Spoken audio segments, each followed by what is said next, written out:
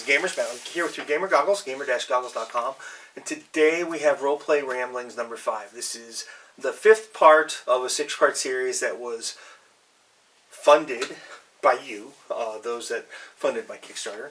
And it's been a while since my last one, but it's kind of good because I have in front of me 2 pages of notes, and I went over them the last couple of days, and I made significant changes. Why? I don't know. It just feels like it's better and it's actually ready to come out to the table now. So, Roleplay Ramblings today, we're going to talk about cheating. And I know I kind of mentioned can the GM cheat a couple episodes ago. And this is a little bit different. This is cheating in a broader sense of the term. It's can the players cheat? Can the GM cheat? It kind of defines what cheating is. So, real quick then, with that notion, what is cheating? To me personally, cheating is a breaking of the rules to win.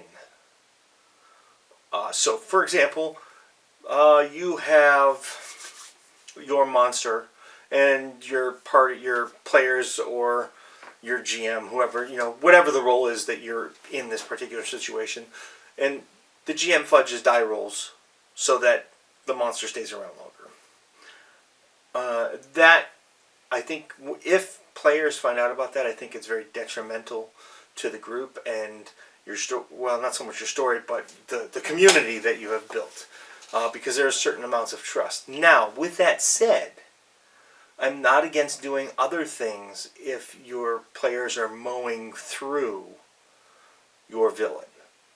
For example, adding more minions I find perfectly acceptable. Changing his armor class a little bit to make him a little bit harder to hit if they're really hitting him too fast and too hard.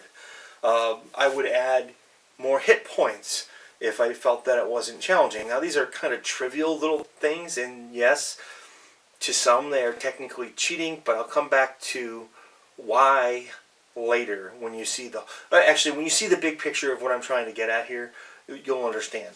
So, if we understand what cheating is, and cheating is things like changing something so that you win, then you're cheating. So, why do we have rules? That would be the next important thing to understand in this. And we have rules because they give us structure. They are the foundations of our imaginative science, or it doesn't matter what it is. It could be science, it could be magic, it could be combat. They are our guides that allow us as people who are telling a story, fill in the gaps with our imagination based off of our random die rolls. That's why rules exist. In other words, they give our story structure. When we write stories, works of fiction and novels, for the most part, we have a set of rules that we follow because we understand that as human beings. Those rules are usually created and generated by science. If we don't understand those rules, as an author, we have to redefine them so that the reader understands them.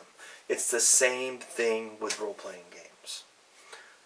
You're telling a story, and you have a structure of rules that guide your ability to tell the story. Or sometimes give you the leniency to tell a better story. And we'll get to that as well.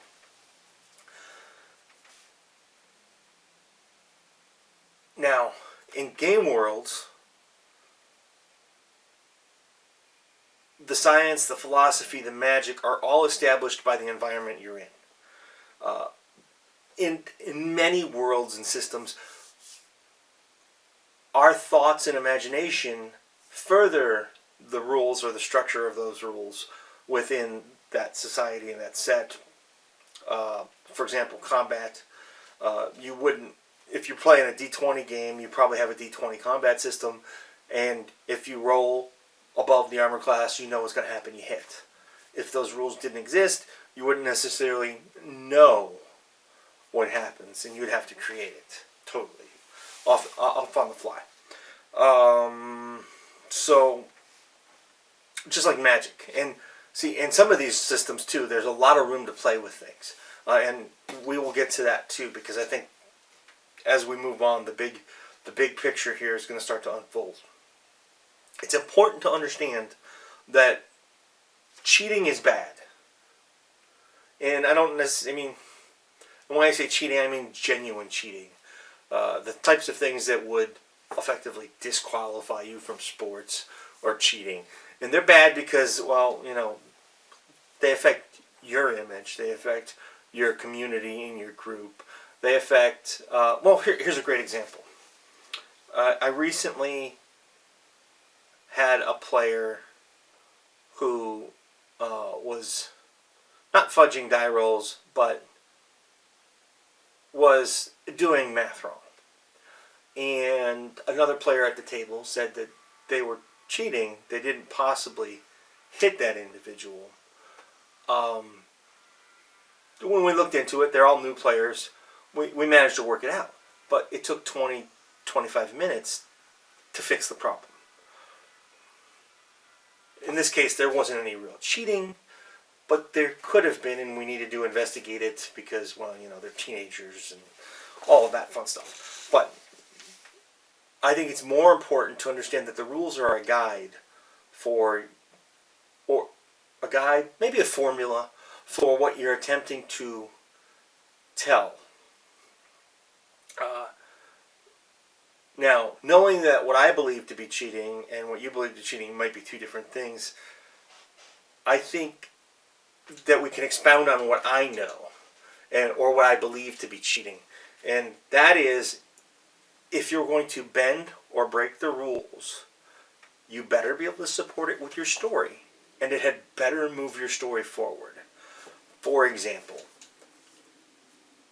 if going back to the adding more hit points to your villain, or adding the armor class to your villain, if just killing the villain is too easy and it hurts your story, then I think you should do something to make that hero or anti-hero stay alive or live a little bit longer. I mean, if you plan for your encounter to end here and your players come in and they all only get one swipe, it's not very forthcoming for the players. And here's my take on that is coming as a player. We went in and we were playing this one Pathfinder adventure at a convention, and we had a real hard time with the secondary, the mini boss. Hard time. And we got to the temple with the big boss, and we walked in and we smashed him. And we were all disappointed.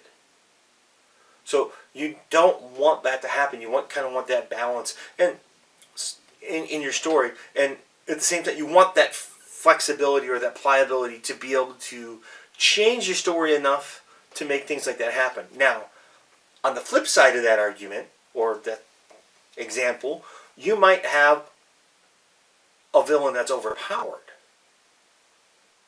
And he's just cutting through your players. I actually had this happen to me where I was one of the players in this party, and being a warrior, I ran up to the villain, which was a dragon, and I went to whack him, and I crit failed. Dragon returned the favor of hitting me, except he didn't crit fail, he crit hit. Pretty much took me out of combat. So for the next 45 minutes or an hour, however long it took for him to mow through, it wasn't an hour, because it was actually pretty quick. He mowed through most of the party pretty quickly. The last person standing was a mage. The mage had already been hit twice, had 3 failed spells, so the GM suggested doing something like a magic missile, and the mage is like, what? The player is like, what? A magic missile? Are you nuts? And he did. And what the GM did was really cool. The GM actually had the missile turn into a nuke. It exploded, killing the dragon, which in some ways kind of downplays the villain, but here's where it pushed the story forward. The PCs survived, which next session we'll talk about character death, and that'll be a fun one too. The PC survived. The mage was like freaking out, not knowing what in the world happened. So the mage started doing research on magic to find out what happened. Furthered the mage's story along. And then it kind of furthered the game world along because the GM had now created this whole loop where magic could be unstable. So it added a lot more depth and complexity to our story. The GM was able to pull it off. And in the long run, we ended up with a totally different version of Forgotten Realms. Now, some might see the mishap of using a spell like that as a bad thing. We loved it. And that's what's important. You're a community. If you're having fun as a GM and you're having fun as a player, then something is doing what it's supposed to be doing, and it's all working together to create your community and your face-to-face gaming and that social interaction that gaming is about. Okay, so my guide to cheating is be careful. Don't cheat to win. If you're going to cheat, cheat to move the story forward. And cheat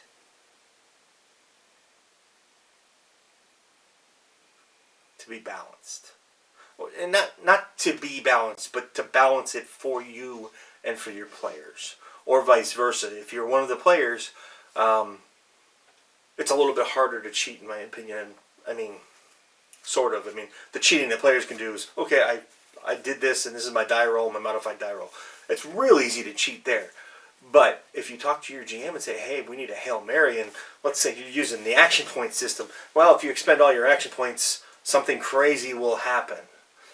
You know, there's a lot of options. The more mature I get in gaming, the more I tend to think and believe that the story should be a fluid, descriptive element to cause and create tension within the players, develop the players' characters, and create the story that the GM is attempting to tell.